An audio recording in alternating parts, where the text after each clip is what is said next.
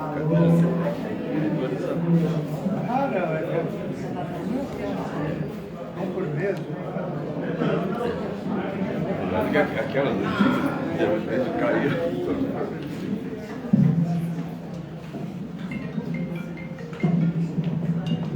Desconectar os apps.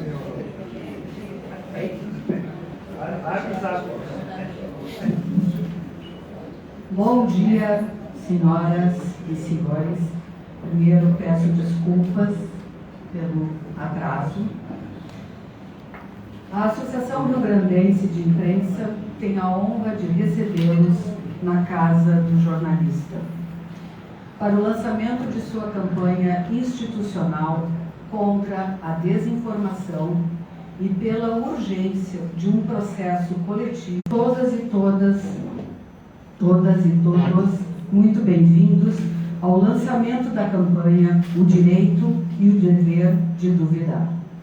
Em nome da ARI, gostaria de agradecer a presença de cada um de vocês. Agradecemos em especial a presença do vice-presidente do Sindicato de Jornalistas Profissionais do Rio Grande do Sul, Pedro Dreyer, do Conselho Dallagnol, da coordenadora de comunicação da Prefeitura de Porto Alegre, Fabiana Kleckner, da representante do Conselho Regional de Nutrição, Soraya Bertolotto, e da coordenadora de comunicação do Ministério Público, Roberta Salinier.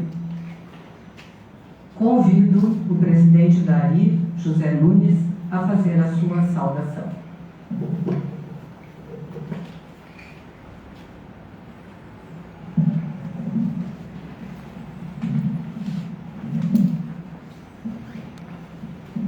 Bom dia a todos, satisfação recebê-los na Casa do Jornalista, Casa da Comunicação.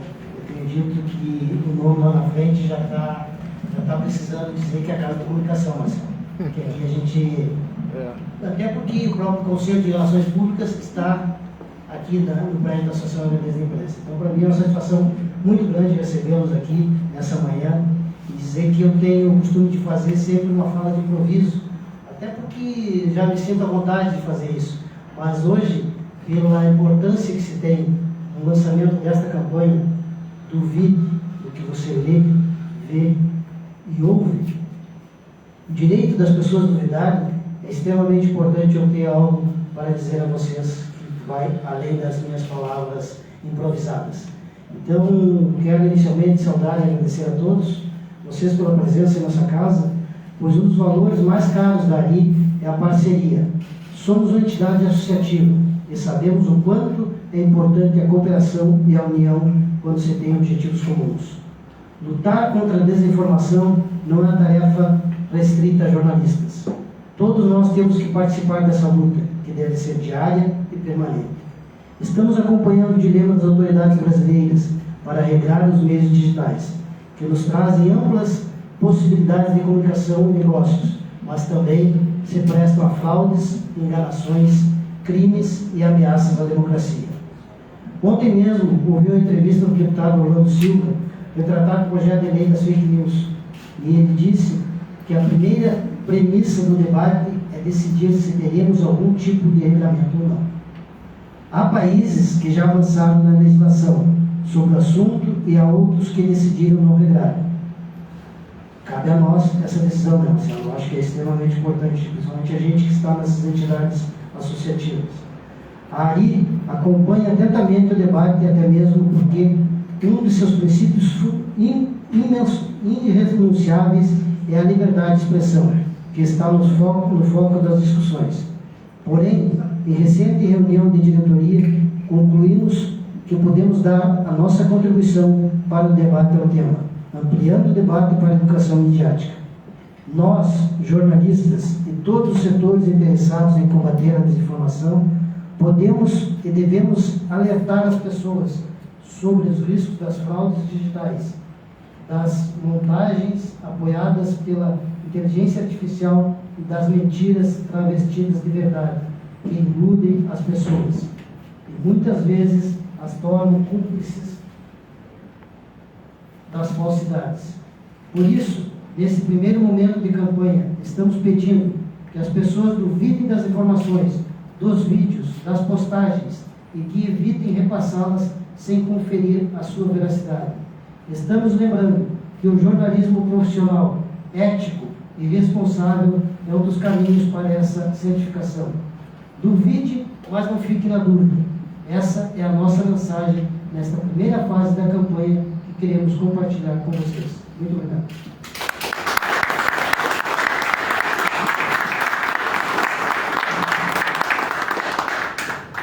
Muito obrigada, presidente José Nunes.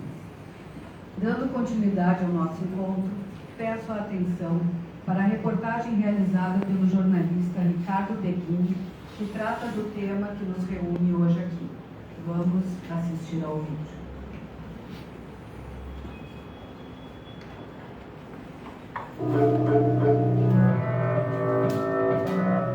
Parece, mas não é. É incrivelmente igual. No vídeo, a estrela de Hollywood Tom Cruise está em cenas do cotidiano, sorridente, chupando pirulito, conversando. The real thing. Mas pode acreditar que esse não é o protagonista de Top Gun. Na verdade, as ações e falas que a gente vê foram executadas por um outro ator que imitou gestos de Tom Cruise. O rosto do astro foi sobreposto por meio de recursos computacionais. É a tecnologia chamada deepfake, uma mentira profunda na tradução para o português. Neste outro vídeo, o também astro-americano Morgan Freeman alerta que a imagem não é o que parece. I am not Morgan Freeman. What you see is not real. Embora seja difícil de acreditar, trata-se de uma farsa, uma deepfake. What is your perception of reality? A deepfake permite a manipulação, principalmente em vídeos, de uma forma bastante convincente. A troca de rosto de pessoas em vídeos começou a se popularizar na internet a partir de 2017. No início, exigia conhecimentos avançados por parte do usuário, mas aplicativos e sistemas agora são capazes de automatizar todo o processo, permitindo o uso em massa do recurso, inclusive para o mal. Na política, não demorou muito para surgirem as primeiras deepfakes com rostos de governantes ilustres. Deepfake videos have never been easier to produce. Dá para imaginar o quanto essa tecnologia é perigosa e que a disputa eleitoral é terreno fértil para o uso da deepfake. Nada impede que alguém mal intencionado pegue um vídeo de um candidato e o coloque em uma situação constrangedora. E o que é pior, muitos vão acreditar. Esses conteúdos acabam chegando a pessoas que não conseguem identificar imediatamente as montagens, aumentando o compartilhamento de desinformação. Uma dica para reconhecer uma deepfake é pesquisar informações sobre o assunto do vídeo e buscar outras versões para comparar os conteúdos.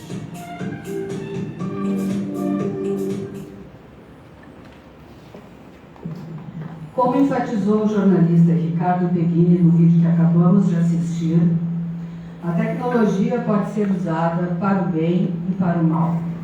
Para ficarmos somente em dois exemplos recentes e locais. Há menos de um mês, o prefeito de uma cidade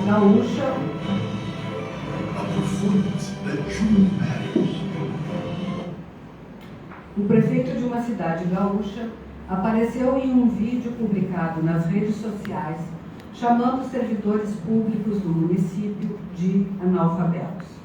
Poucos dias depois, adolescentes de uma escola de Porto Alegre apareceram sem roupa em um vídeo também divulgado nas plataformas digitais. Tudo montagem, com danos irreparáveis para as vítimas. Por isso, as autoridades brasileiras vêm debatendo intensamente a adoção de regras para o uso da inteligência artificial e para a responsabilização penal de delinquentes digitais. Estamos acompanhando atentamente a este debate.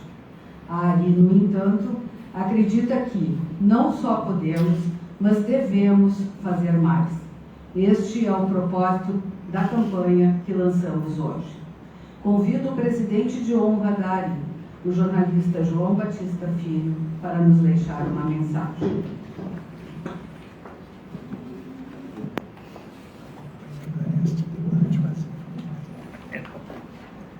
Bom dia, somos todos de casa, por isso aí tenho certeza, sente-se orgulhosa ao tê-los aqui conosco nessa manhã tão importante. Mensagem está aí, lançada. A campanha começa. Não é apenas uma mensagem, uma campanha, é um convite, uma convocação ao entendimento, ao compartilhamento. É preciso sempre definir e não juntar obrigatoriamente. Se fala liberdade de imprensa, liberdade de expressão. Liberdade de imprensa é o compromisso permanente com a verdade. E a imprensa não é apenas aquele que fala, é aquele que proporciona o falar, o escrever, o traduzir, trazer imagem. Imprensa é o profissional e o investidor, é o profissional e o veículo. E estes têm tanta responsabilidade que existe sim forma legal estabelecida de punir o veículo e também o responsável pela opinião. A responsabilidade de imprensa é isto. A responsabilidade de expressão, a liberdade de imprensa, a liberdade de expressão, repito, a de expressão é mais ampla. Ela atinge o direito de todos de exercer o melhor dos exercícios, que é o do pensamento. Pensar, sim, é absolutamente livre. Mas expandir, publicar, repetir essa forma de pensamento tem que ter limites que não bastam estar apenas a própria pessoa. Precisa de um regramento, precisa de uma observância. A liberdade de expressão tem que ser plena na criatividade, em todas as manifestações culturais, em todas as manifestações de pensamento que não sejam capazes de trazer o seu conteúdo, na sua intenção, a estigmatização, a calúnia, a difamação, a invencionice, que tudo isso é o exterior da mentira. Quando ali desenvolve esta campanha, ela não pensa em ser, mais uma vez, uma instituição de classe. Foi dito muito precisamente pelo presidente, ela é uma instituição de classe com procura do apoio, da colaboração, repito, compartilhamento da sociedade. Dos veículos, especialmente, que são aqueles que têm todas as características, todo instrumental capaz de fazer que campanha como esta atinja todos os pontos e todas as pessoas. Quando se usa a imprensa, os modernos instrumentos de comunicação, o avanço tecnológico, a inovação em tantas áreas, deve-se pensar sempre que atrás disso está o mais importante, que é a figura humana. E esta é que precisa saber, em todos os instantes, da sua responsabilidade e dos seus limites. Não é impor censura, mas é sim estabelecer esse regramento capaz de fazer com que as pessoas entendam até onde podem ir. Repito, na criatividade, na manifestação cultural, ninguém pode estabelecer limites para o cérebro que quer demonstrar o que pensa, o que sabe fazer e o que entende agrada a todos os outros. Está aí existirem públicos para todas as manifestações. Ter o convite dizendo um não que não é apenas a mentira, que, como diziam os antigos e os novos, teimam em desconhecer o conhecimento dos antigos. Mentira tem pernas curtas, ela não prevalece. A verdade prevalece sempre. A verdade maior do jornalista é que ele busca, sim, o reconhecimento e a sua fortuna é a credibilidade. Ninguém quer perder credibilidade. Se perde credibilidade, perde emprego, perde colocação, cria problemas familiares. O jornalista está aí trabalhando, sim, para ser um bom jornalista, e o bom jornalista é investigativo, é esclarecedor, é informante. Este não quer perder sua função, porque também no jornalismo, o que não for bom, acaba sendo afastado. Por isso, este não que eu peço a todos vocês, olha a pretensão, eu peço a todos vocês, este não que vocês considerem seja antes de tudo, acima de tudo. Não a calúnia, não a invenção, não a difamação, não ao que o Brasil vive hoje, claramente poucos falam, não ao retrocesso. Muito obrigado.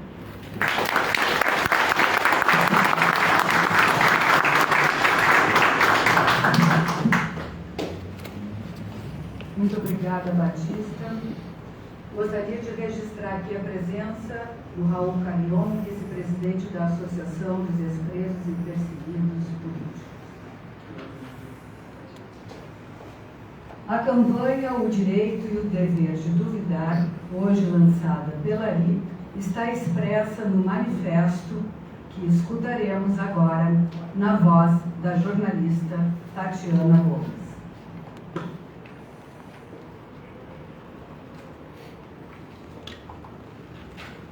Manifesto O Direito e o Dever de Duvidar.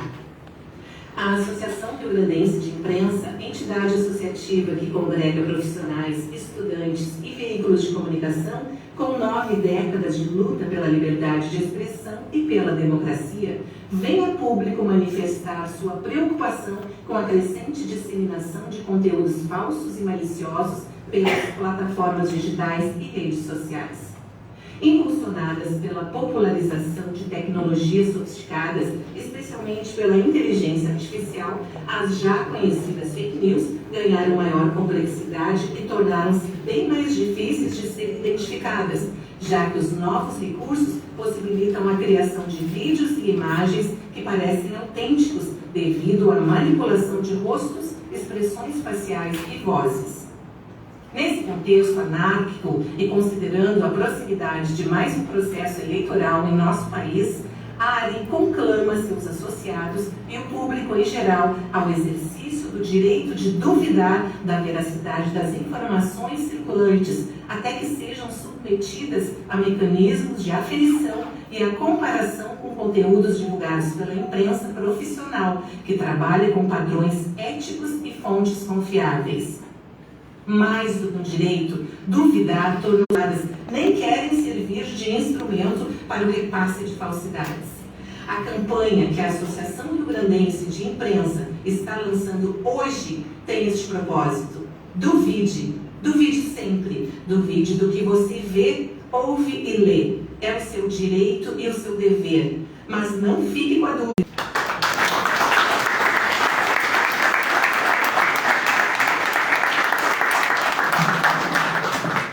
Eu gostaria de agradecer também a presença dos colegas jornalistas do Correio do Povo, do Jornal do Comércio, da Zero Hora, Rede Pampa e Coletiva NET, que estão presentes aqui conosco. Gostaria de convidar agora o jornalista Marcelo Reck, presidente da Associação Nacional de Jornais, para nos falar sobre os impactos da inteligência artificial no nosso dia a dia. Obrigado, bom dia. Na verdade, eu já trabalhei com quase todos aqui, então tive a honra de compartilhar uma relação com muitos de vocês. Sou grato por isso.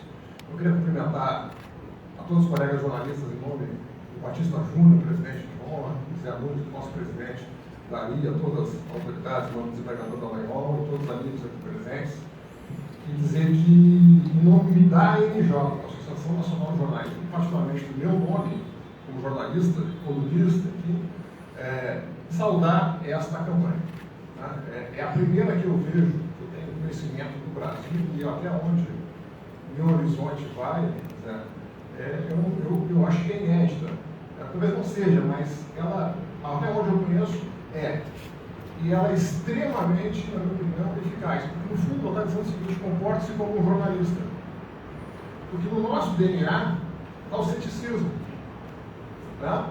E muitas vezes nos olham assim, que cara chato, estou duvidando do que eu estou dizendo. Não, esse é o nosso DNA. Porque nós estamos sempre verificando, checando se aquela informação é correta, se bate ou não. Vamos verificar com uma outra fonte. É isso que nós fazemos, nós nos cuidamos do que nos dizem, né, do que nos apresentam, etc. Uma maneira de procurar encontrar a precisão. Então a felicidade disso é muito grande. Eu tenho também a honra de participar da direção de uma entidade chamada Palavra Aberta, que tem duas grandes vertentes. Uma delas é a defesa da liberdade de expressão e a outra é a educação midiática. E aqui é o coração da educação midiática. A educação midiática é a solução para o longo prazo. Né? Não vai acontecer em 1 ano, 2 anos, mas no longo prazo, preparar as novas gerações, ou todas as gerações, para tentar entender e desconfiar, sobretudo, da mensagem que recebe, pode não ser a solução, mas é um grande avanço no sentido do combate à desinformação e todas as consequências maléficas que ela traz. Então, ela está muito numa escala global. Precisamos ter meta, precisamos ter instrumentos, precisamos ter uma coordenação mundial, que na minha opinião deveria ser das Nações Unidas, já que a ameaça do apocalipse informativo é tão grave como a ameaça do apocalipse climático do planeta.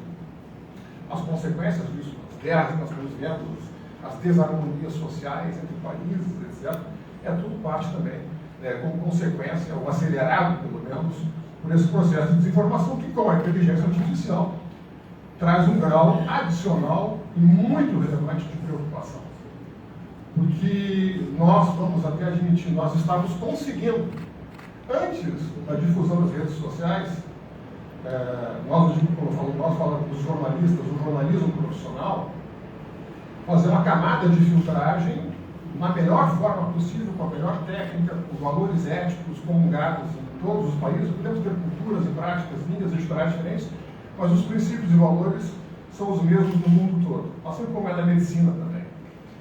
Nós íamos conseguindo fazer uma verificação constante e permanente, enfim, dos fatos. Quando veio as redes sociais, vamos admitir, nós somos soterrados por isso. E a própria imprensa sofre ataques sistemáticos, assim como na justiça, assim como a política, assim como as instituições de uma forma geral, porque precisa eliminar essa camada institucional para que a mensagem desinformativa possa avançar com mais velocidade. Então, nada disso é novo. E nós viemos enfrentando, sofrendo muito, né, até porque sabemos que a desinformação avança 8 vezes mais rápido do que a correção de uma informação.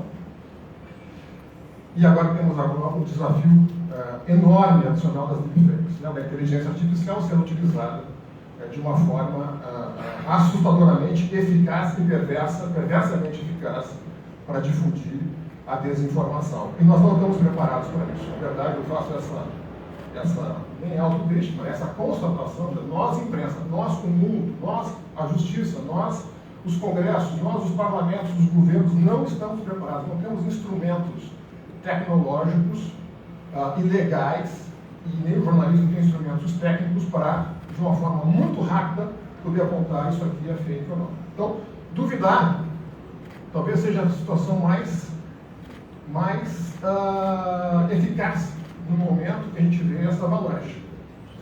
No ponto de vista nacional, brasileiro, até, por coincidência, escrevi uma coluna sobre uma 0 hora, no fim de semana, sobre isso, nós temos o artigo 5º, inciso 4 da Constituição. A Constituição do Brasil, como você sabe, trata de vários artigos que defendem a liberdade de imprensa e a liberdade de expressão. Assim que se está no artigo 5º, inciso 4, é livre manifestação do pensamento, só que muita gente só lê a primeira parte. Só que tem uma outra depois da vírgula, que é vírgula sendo vedado o anonimato. E os constituintes botaram não sendo vedado o anonimato, lá em 88, de uma maneira sábia, para dizer o seguinte: você é livre para se manifestar, mas você é responsável pela manifestação. E se houver apologia de crime, se tiver um abuso, se tiver, enfim, né, o que está lá identificado 138, 139, 140, se me corrija, desembargador, do Código Penal, que é injúria, difamação e calúnia, para ficar só em 3, e todos nós aprendemos, eu estou lembrado no primeiro ano da faculdade disso, podemos vir a ser, já fomos, né? Eu já gabaritei todos, vários, como editor responsável da Zero Hora, já gabaritei todos esses artigos várias vezes. Né? Então, nós sabemos da nossa responsabilidade. Né? Então, como é que uma empresa, isso se tem na coluna da Zero Hora fim de semana, nenhuma empresa no mundo, nenhuma organização empresarial no mundo pode abdicar da responsabilidade sobre a forma que ela faz dinheiro. Isso vale para o boteco da esquina, que se deixar um fio desencapado e ferir alguém, ele é o responsável por isso. Você não pode dizer, não, o eletricista que eu contratei não fez um bom serviço. Assim como o supermercado que vende uma comida estragada e acaba intoxicando a clientela, não pode dizer, não, eu sou só intermediário de alimentos. Eu não tenho responsabilidade sobre aquilo que eu vendo. Vale para o supermercado, vale para o armazém, vale para os veículos de comunicação, quando difundem informações, etc., dentro, obviamente, de um princípio de razoabilidade, de lógica razoável, e vale também para as plataformas, porque elas fazem muito dinheiro com os conteúdos que elas impulsionam.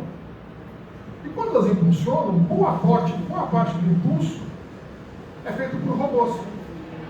Aqueles nomes, 1, 3, 4, XPT, que as pessoas acabam, que acelera muito a difusão da mesma informação. E os robôs nada mais são do que anônimos. Essas que o PL 2630 tentava identificar, ou identificou, agora já foi sepultado, chamava de contas inautênticas. Eu chamo isso de fraude. Robô, para mim, é fraude, porque ela não frauda só a opinião pública, ela frauda o anunciante, porque ela dá clique.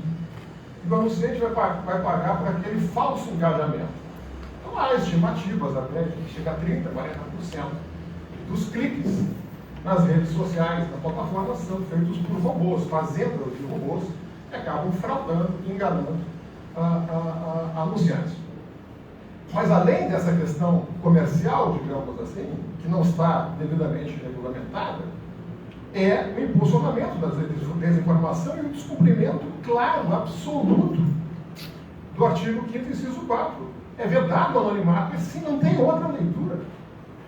Você só pode fazer, obviamente, manifestações de forma anônima naquelas condições previstas em lei, na preservação da identidade de uma fonte, porque está protegido na Constituição, na paródia, óbvio, né? Uma paródia, uma comédia, enfim, alguém está fazendo uma sátira, uma piada para assumir um personagem fictício para fazer, mas mesmo assim se sabe quem é que está por trás daquela paródia, daquela sátira, porque eventualmente, num caso de apologia de crime, possa vir a ser um tipo condenado, mas no mínimo possa enfrentar um processo legal.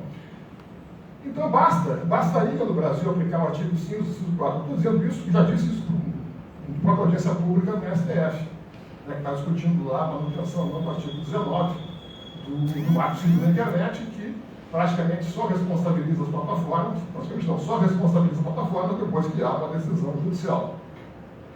E eu particularmente entendo que elas têm que ser responsáveis por tudo aquilo que elas fazem dinheiro.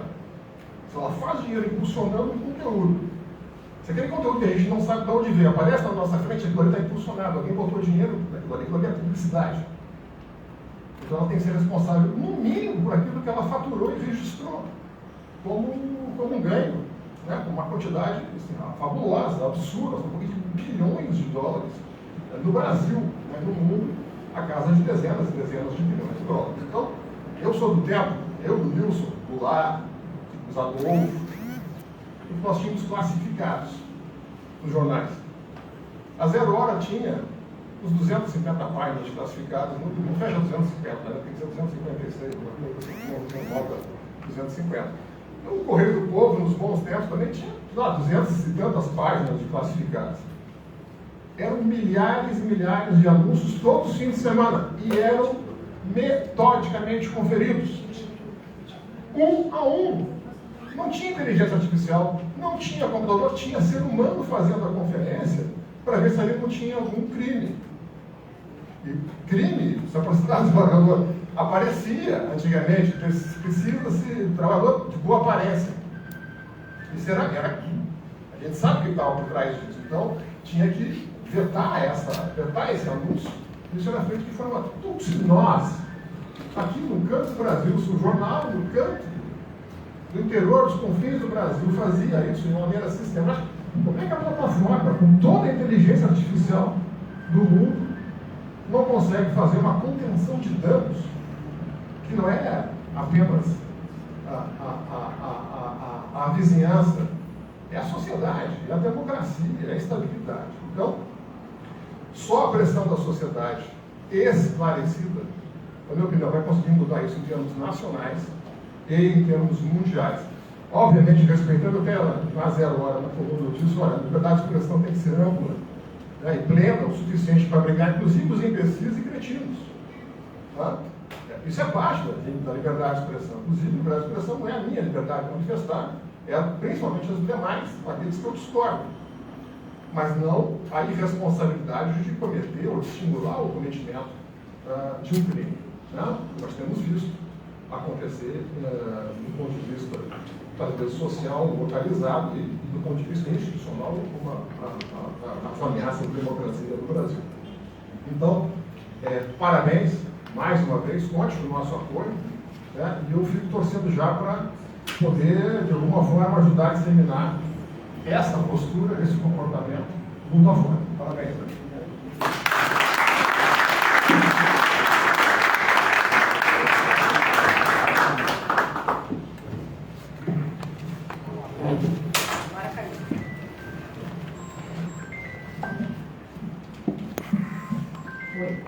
Queria também agradecer e registrar a presença do secretário de Comunicação de Porto Alegre, Luiz Otávio Richter,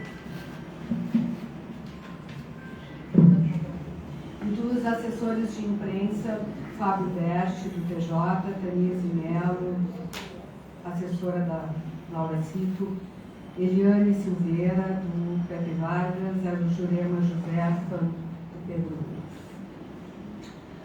Antes de convidar o presidente do Conselho Deliberativo da ARI, o professor Luiz Adolfo Lino de Souza, para mediar a última parte do nosso evento, gostaríamos que vocês assistissem aos vídeos gravados por jornalistas para a nossa campanha. Tamara, vamos ter os vídeos? Acho que não vai entrar. Bom, então fica o convite para depois vocês acompanharem o vídeo dos jornalistas que já gravaram para a nossa campanha nas nossas redes sociais. Então, Luiz Adolfo, por favor, dá continuidade ao nosso evento. Obrigada.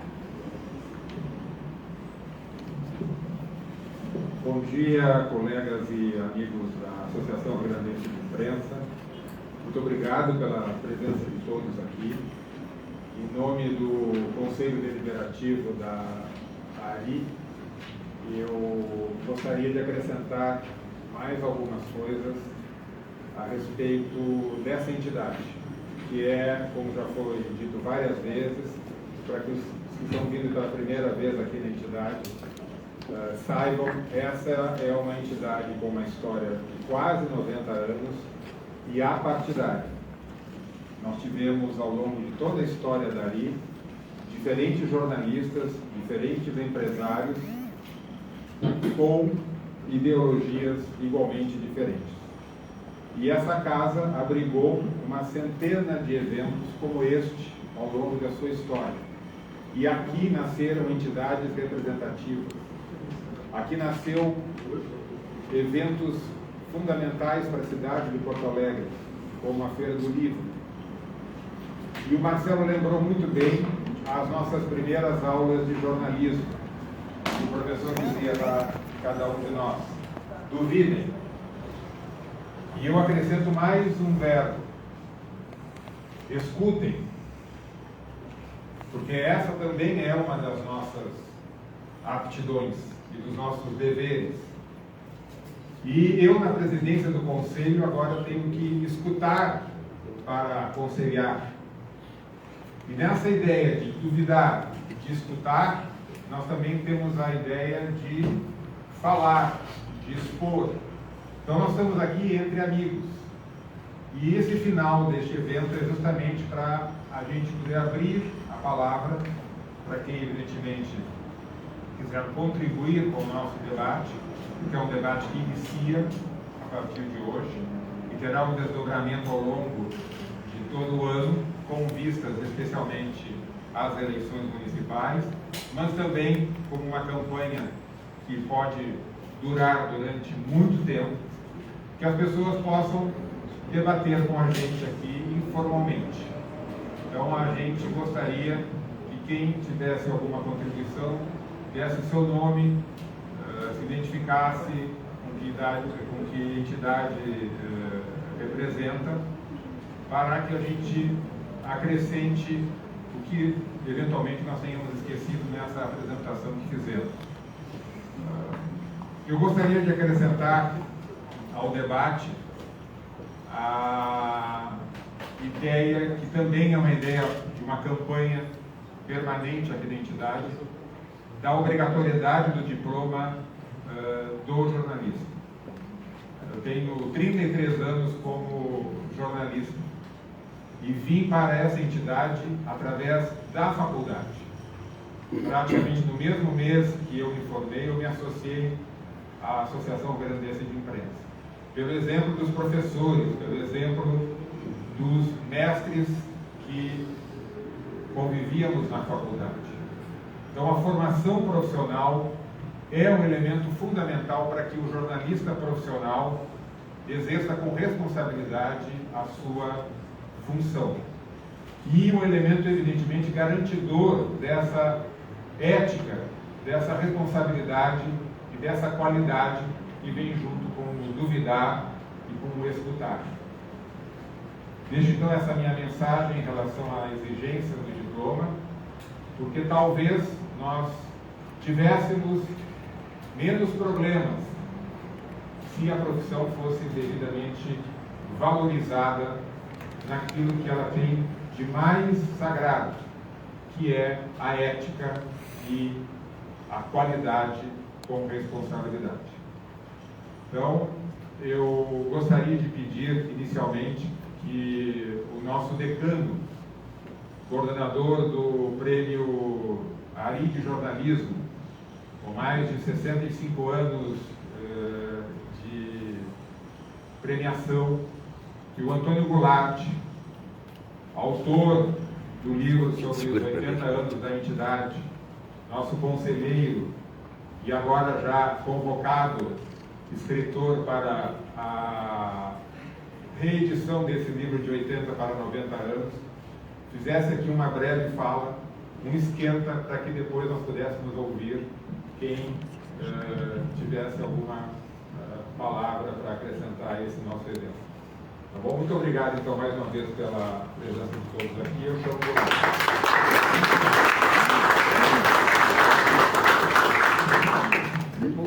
Bom dia a todos. É uma simples contribuição que eu acho que vai enriquecer esse debate. Mostrando que essa questão da dúvida na imprensa não é coisa recente. Na Semana de Imprensa de 1999, a revista Veja publicou tenho aqui, um anúncio exatamente dizendo que o jornalismo é uma... Deixa eu localizar melhor aqui, já me perdi. Tá. Não. Em 1999, na Semana de Imprensa, dizia que o jornalismo é simples. Basta ouvir as duas fontes e duvidar de ambas. Eu acho tanto radical essa posição, né? Ouvir as duas fontes, duvidar de ambas. Acreditar em quê, então? Acreditar numa terceira fonte, uma terceira versão, mas é uma preocupação que vem daquela época já e que ilustra e sintetiza, digamos, o espírito da atual campanha. Era isso. Obrigado.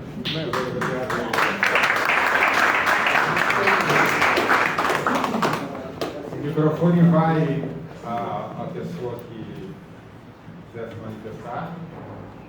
Não sei se o desembargador Dallagnol... Eu gostaria de falar. Por favor, então. Obrigado. Obrigado. Eu que agradeço. Bom dia a todas e a todos. Meu nome é Jorge Luiz Dallagnol, eu sou o diretor da Escola Judiciária Eleitoral do Rio Grande do Sul e presidente da Comissão de Enfrentamento à Desinformação da qual o meu querido amigo e irmão Kleber Moreira também faz parte. Inicialmente, eu gostaria muito de agradecer ao Nunes o convite pelo TRE estar aqui hoje, porque para nós tem uma importância singular e vai ao encontro dos anseios que nós estamos procurando desenvolver na Escola Judiciária Eleitoral e no Tribunal Regional Eleitoral do Rio Grande do Sul, e vou explicar por quê. Primeiro, felicitar não só pelo evento, mas também pela palavra duvidar. Sem querer entrar no juridiquês, duvidar faz parte da formação do juiz, porque existia um professor, um jurista italiano, que dizia que duvidar é íncito à descoberta da verdade. Não se chega à verdade por geração espontânea. É preciso duvidar para entender o que está acontecendo e captar a realidade dos fatos. E dizia ele, ao final, ai do juiz que não duvida. Pois bem, no mundo que nós estamos vivendo hoje, primeiro eu vou dizer uma coisa, com toda franqueza. Eu estou aqui me sentindo até meio assim, não pela idade, é óbvio, mas tipo aquele jogador júnior no Alambrado, vendo o Pelé, o Tostão, o Rivelino, o Everaldo, e pensei meio aqui, onde é que eu estou metido? Mas, não pude, eu quis ser incolor, mas vendo também o Soares, o Jeromel, mas tem essa qualidade. Não, mas esse tempo eu estava lendo uma entrevista que dizia que 54% da população global daquele instituto tinha como preocupação, ou grande preocupação, com a desinformação. E o país do ranking, com 85%, era o Brasil. Para a gente ter uma ideia da importância da desinformação, não só no mundo, mas inclusive no nosso país. E o grande problema, dizem os estudiosos da matéria, a ser enfrentado é justamente, como disse o Marcelo aqui com propriedade, mediante a educação.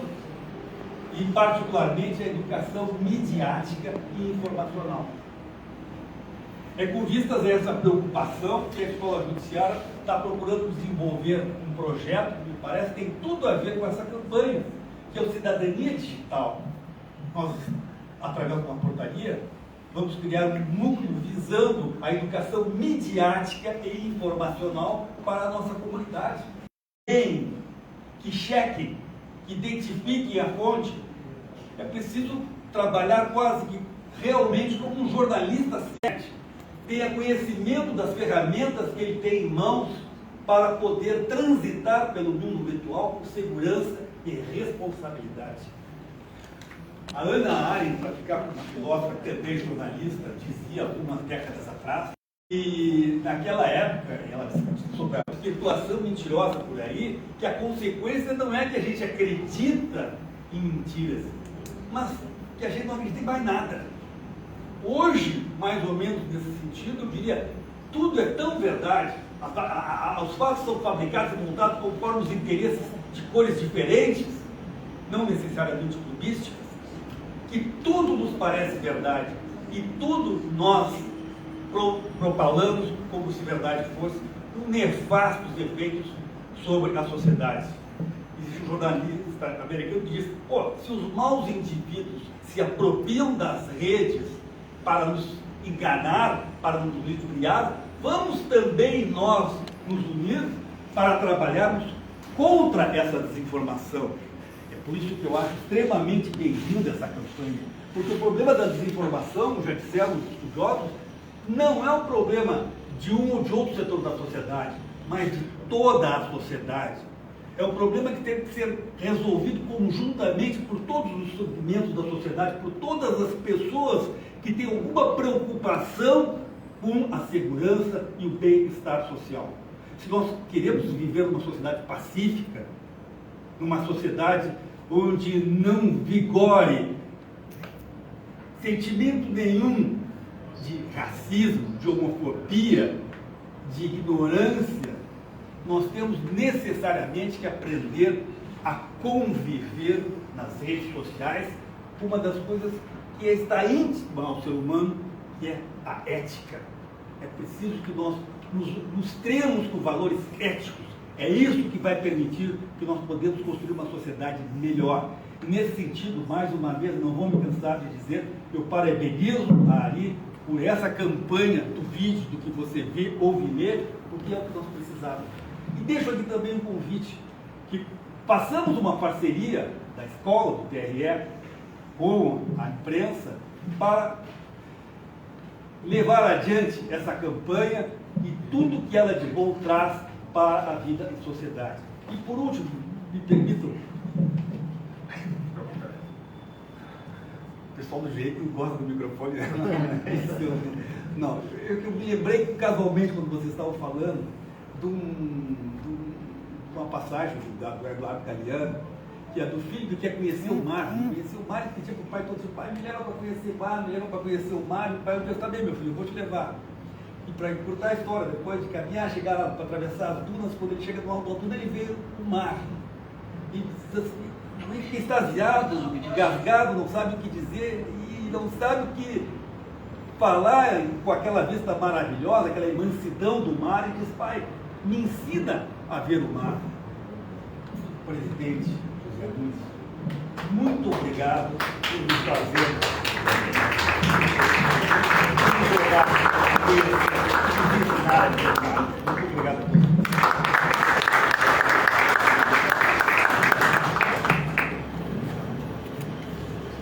Bom, colegas, acho que esquentou aí a oportunidade da gente ouvir. Queria saber se alguém quer se manifestar. Por favor, ali, Cláudia. Aí agora vejo depois ali o nosso decano Armando Burti. Eu gostaria que desse uma palavrinha depois. Por favor, Maria. Tudo bem, pessoal? Eu sou Ronan D'Alembert, sou da comunicação do Conselho Regional de Enfermagem, estou aqui com meus conselheiros, o Edgar Wagner e a Joyce. E a gente saúda essa iniciativa da Associação Rio-Grandense de Imprensa pelo seguinte, né? A enfermagem, né, talvez tenha sido uma das categorias que mais tenha sido afetada pela questão das fake news, principalmente no período da pandemia. E se houve, né, uma grande mobilização da categoria, do Conselho Regional de Enfermagem, das entidades da saúde, né, nessa luta contra as fake news. Então, até hoje, né, o Corém luta contra isso, né, luta contra o negacionismo, principalmente o negacionismo atual contra as vacinas, né, onde a enfermagem é protagonista nesse processo da vacinação. Então, diante disso, a gente já de pronto saúda essa iniciativa da ARI.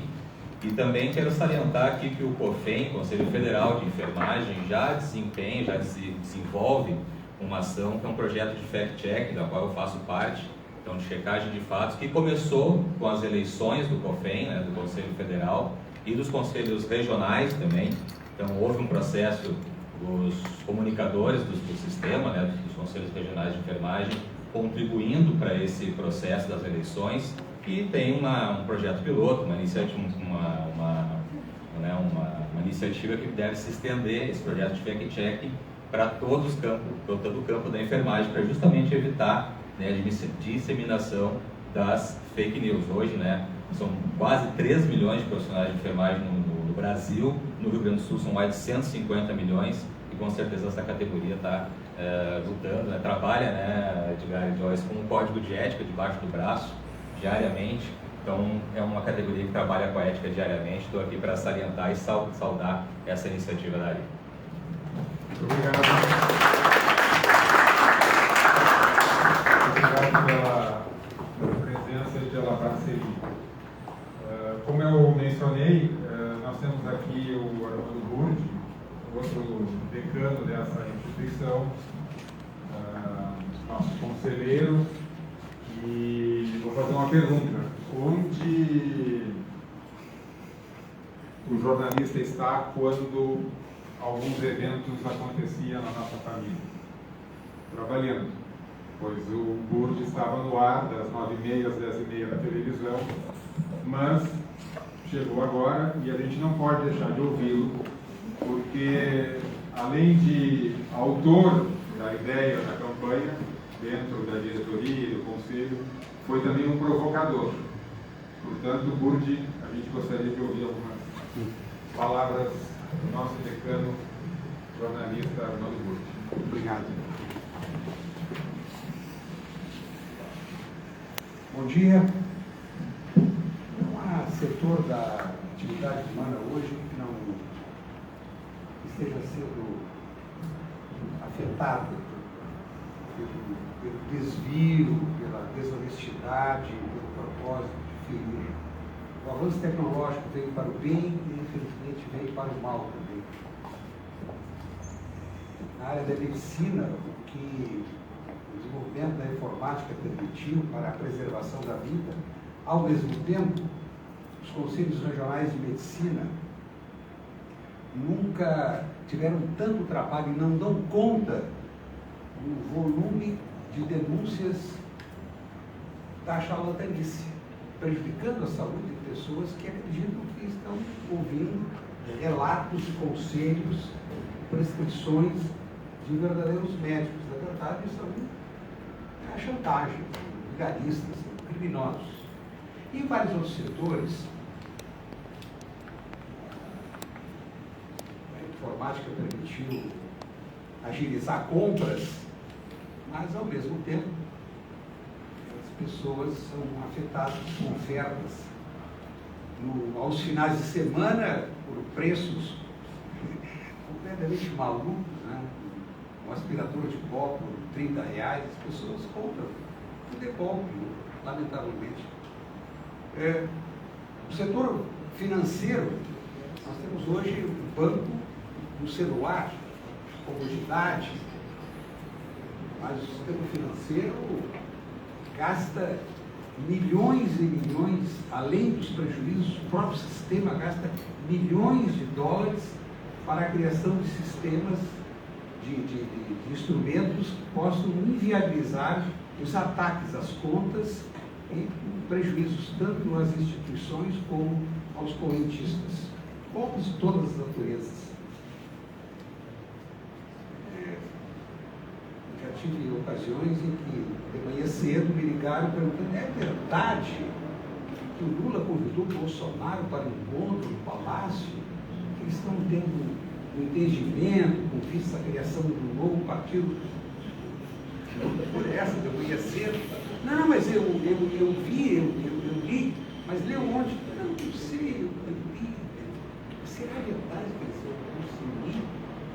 Algumas pessoas, infelizmente, acreditam. E esse instrumento fantástico que nos permite a agilização, a instantaneidade da notícia, eu vou apenas citar um exemplo do que representou o avanço, o benefício da tecnologia.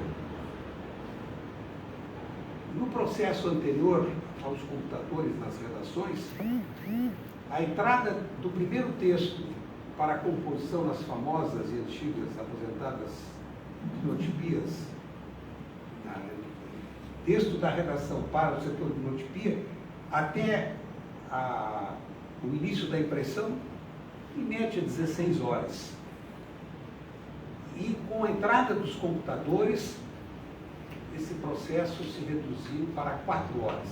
Era a busca de jornais impressos com vistas à atualização das notícias. Isso beneficiou muito. Nos Estados Unidos, Canadá, México, França, o mundo inteiro. Era incessante, era um evento maravilhoso.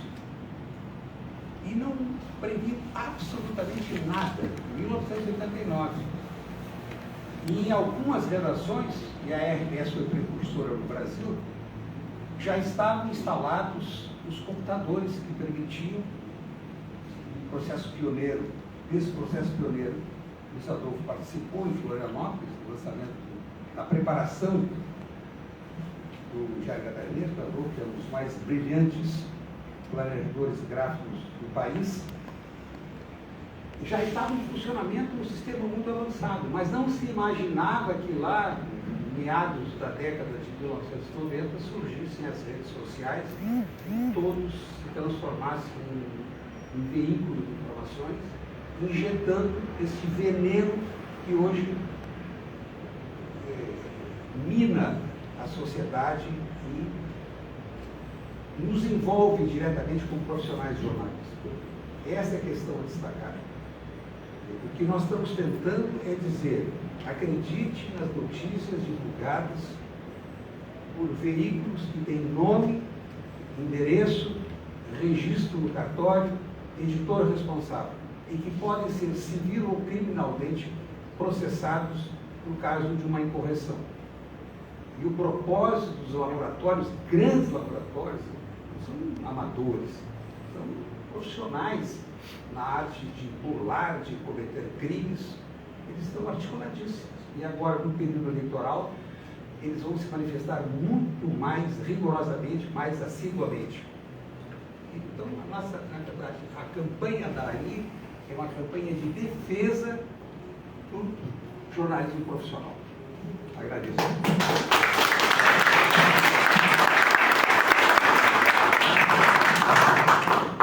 Muito bom, Lúcio, muito obrigado. Para encaminhar o encerramento, e lembrando que todos podem pedir a palavra, nós ainda estamos com 50 minutos de encontro. A Associação Rio-Grandense de Imprensa sempre teve parcerias com outras entidades. E uma delas é a Associação Gaúcha de Emissoras de Rádio e Televisão. A GERT várias vezes nos chamou para apoiar campanhas e várias vezes nós tivemos o apoio da GERT. Então, nós estamos aqui com a vice-presidente Lisiane Russo e eu acho que seria muito oportuno uma manifestação dentro dessa parceria e dessa harmonia entre a ARI e a GERT. Bom dia a todos. Vou me apresentar. Sou Lisiane Russo, sou vice-presidente da GERT e dirijo o Grupo Bandeirantes de Comunicação. Então, presidente Nunes, parabéns pela iniciativa, a todas as autoridades aqui presentes, cumprimento a todos. Trago um abraço do presidente Melão e coloco a GERT à disposição e como uma grande parceira dessa campanha. A gente tem um grupo da GERT muito ativo e que abrange todo o Estado através das inúmeras rádios.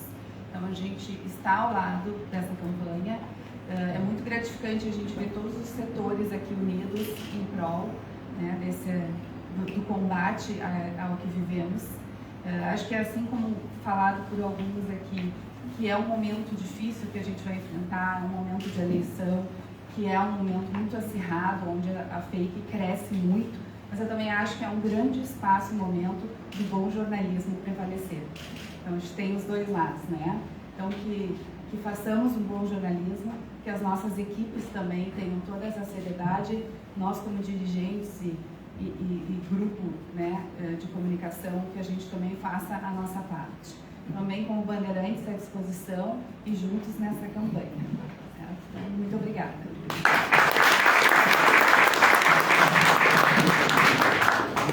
Bom, pessoal. É rapidinho, meu nome é Eliane, eu sou diretora do Sindicato dos Jornalistas e hoje trabalho como chefe de gabinete do deputado Pepe Vargas na Assembleia. Queria parabenizar aí pela campanha, muito oportuna, excelente. Foi falado aqui que tem que ouvir as duas fontes e duvidar de ambas. No meu tempo todo de jornalista, eu sempre repeti isso de ouvir os dois lados. Mas daí fiz ciências sociais e descobri que não são dois lados, são 3, 4, 5, 6.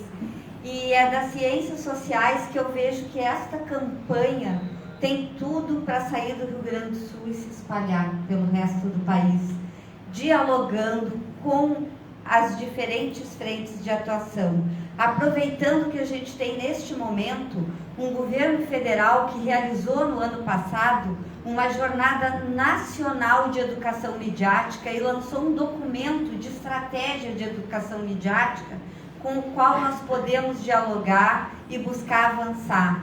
Aproveitar que a gente tem a PEC do diploma no Congresso e de novo voltar a dialogar e defender. Nós precisamos da volta do diploma profissional.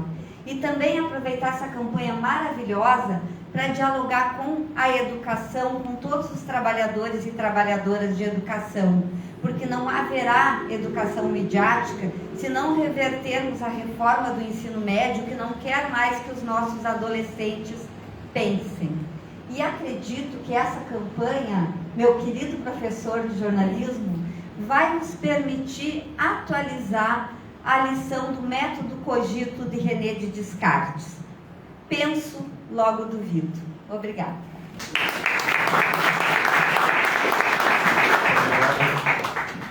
Secretário, por favor.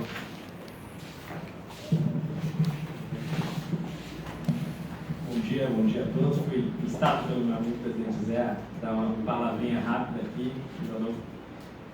Toda vez que eu venho à casa dali, eu digo isso e reafirmo que eu me sinto em casa, que é a nossa casa, né, Zé? E semana passada, aqui na entrega da medalha para a André, eu disse: olha, a prefeitura tem que estar junto e a gente, enquanto cidadão, enquanto profissionais de comunicação, temos que estar juntos, temos que ser signatários desta campanha. Eu diria mais, eu acho que não pode ser uma campanha apenas, ela tem que ser um movimento. Um movimento que se inicia agora, mas ela tem que permanecer.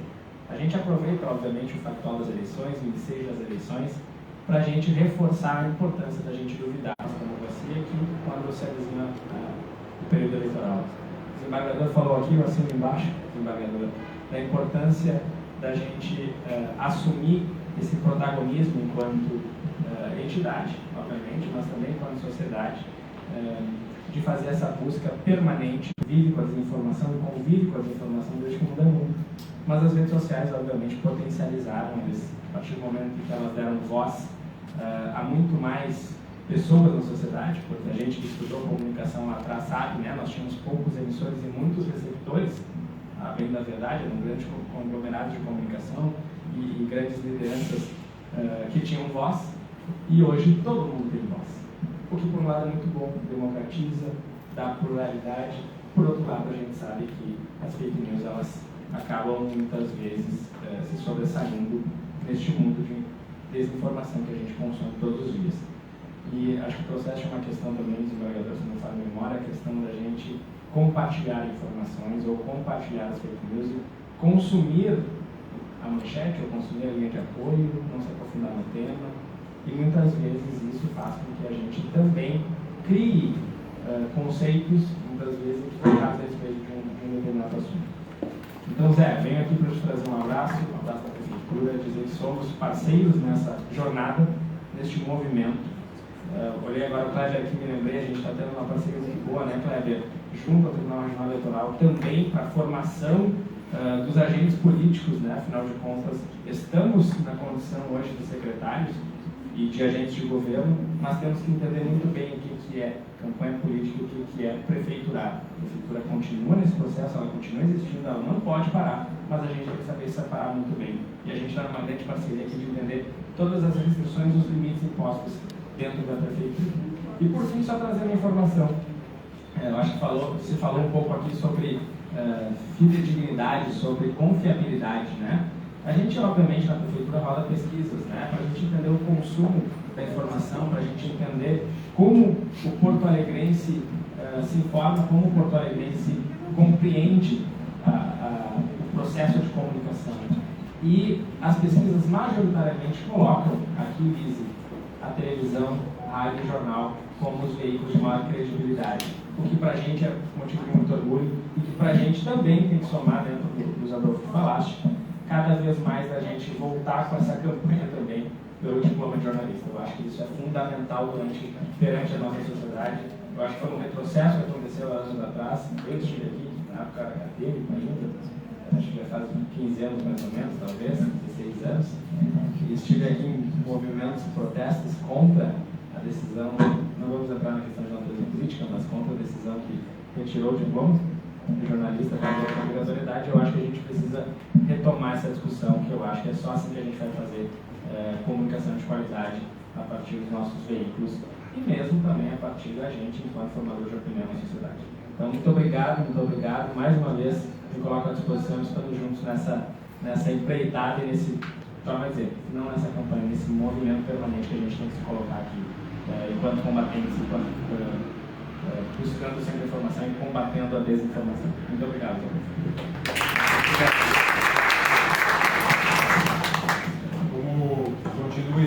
ele já esquentou, a Roberta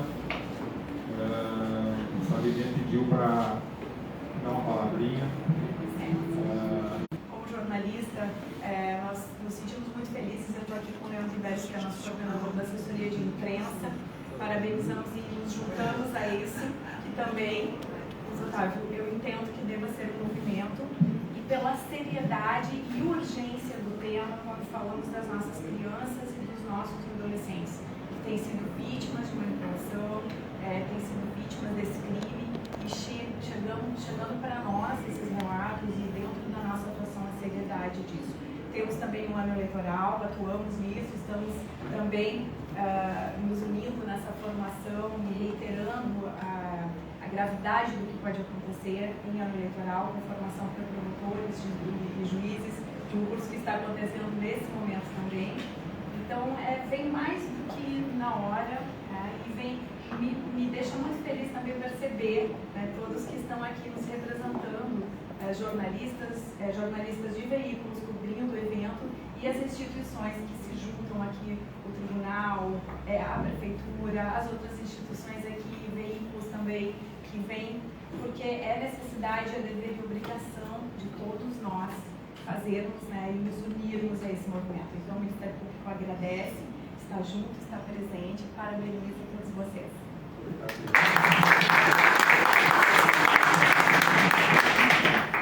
Bom, mais alguém? Deputado Carrion.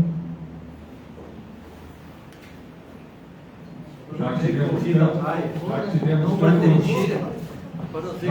tantos segmentos aqui, a política é um desses importantes segmentos. Aqui os deputado. Vice-presidente da Associação de Ex-Presos de Pesquisa Política do Rio Grande do Sul. Começaram dizendo que vocês conhecem a história, aqueles que lutaram contra o regime militar, contra o golpe militar, que este ano completa 60 anos, sofreram terríveis desinformações, que defendiam a democracia, defendiam a Constituição, defendiam a liberdade, eram terroristas, eram inimigos do povo e assim por diante. Então, nós sentimos na carne isso. Mas o que eu queria, além de parabenizar, acho que essa campanha é fundamental, é dizer que talvez onde mais a credibilidade da fake news trabalha é no ver. Ver com os próprios olhos. E hoje esses mecanismos de inteligência artificial que foram colocados aqui são terríveis. A gente já viu o que foi colocado aqui, já viu outras apresentações. A pessoa fala aqui e o outro cidadão que está aqui parece estar falando e dizendo aquilo. Talvez fosse muito importante que as nossas redes de televisão fizessem essas apresentações do meio. Evidentemente, eles podem colocar na reta final, digamos, um candidato, uma candidata, dizendo determinadas barbaridades. E aí, é aquilo que se diz, quando se joga, tira a mentira para depois colher as penas, pega um travesseiro de penas e bota o ventilador, às vezes não dá nem tempo. Isso pode decidir no processo eleitoral. Então, acho que tanto a Justiça, o Ministério Público, mas principalmente os meios de comunicação, esta parte do visual eu acho que é a mais terrível, porque aquele da leitura e tal é mais fácil a dúvida, mas o ver com os próprios olhos, ele é quase imbatível, é muito difícil de enfrentar. Talvez seja a única questão, e concordo com os que disseram, além de parabenizar, que deveria ser uma campanha nacional, um movimento nacional. E eu acho que a aprovação pelo Congresso Nacional de uma legislação regrando o funcionamento das grandes redes, das plataformas, etc., é essencial. Nós estamos vendo agora o Musk, ele se acha um ditador do mundo, e eles têm poderes muito fortes, e dentro do Congresso também. Não foi aprovado o relatório do deputado Orlando Silva por pressão das redes, todos sabem disso. Eles interferem diretamente na política. Então, este regramento é uma questão fundamental. Eu acho que essa campanha, assim como deve trabalhar pelo respeito ao diploma do jornalista, ela deveria também se combinar com a defesa da aprovação o mais rápido possível pelo Congresso Nacional de uma legislação que regue as plataformas, né, que se consideram donos do mundo aí, que tentam até afrontar o STF. Eu vi hoje com satisfação que parece que até o X diz que vai acatar as deliberações do STF. Mas, né, eles tentaram, pelo menos, e outras tentarão ainda. Então, parabéns mais uma vez, né, e vamos estender ainda mais essa questão. Muito obrigado. Obrigado sempre, deputado Raul Carrion. Mais alguém? Se não, nós vamos encaminhar para o nosso encerramento. Acho que espontaneamente abordamos todos os aspectos de engajamento e de opiniões em relação a essa campanha. Então, deixo aqui o meu agradecimento em nome do Conselho Deliberativo da ANI. Agradeço aos que sempre estão com a gente nos nossos eventos e aqueles que estão nos visitando pela primeira vez. Essa é a casa do jornalista, é a casa da comunicação, é a casa dos profissionais, é a casa das empresas de comunicação. Essa é a história da entidade. E com esse agradecimento eu passo então para a Cláudia fazer o encerramento formal e dizer que realmente esse é o primeiro passo. Contamos com vocês para o restante da caminhada. Obrigado. Obrigada, Luiz Adolfo. Vocês lembram que eu falei há pouco que nós tínhamos um vídeo que dá continuidade à nossa campanha, vídeos com os jornalistas que já aderiram à nossa campanha. Então, nós vamos passar o vídeo e enquanto o vídeo estiver passando, fica o convite para aqueles que quiserem aderir à nossa campanha. O nosso manifesto está aqui na mesa, fica o convite para vocês assinarem. Vamos passar o vídeo e depois um bom dia a todos. Obrigado pela presença.